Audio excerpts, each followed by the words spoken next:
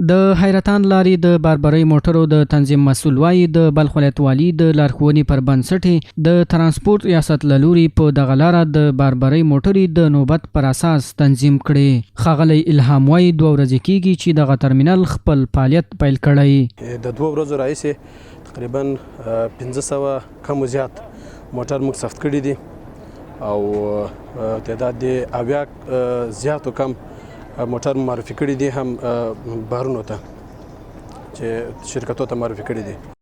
په دغه لاره یو شمېر موټر چلوونکي وایي د نوبت دغه طرحه کولی شي چې په لاره کې د بې نظمۍ او د وخت ضایع کېدو مخه ونیسي.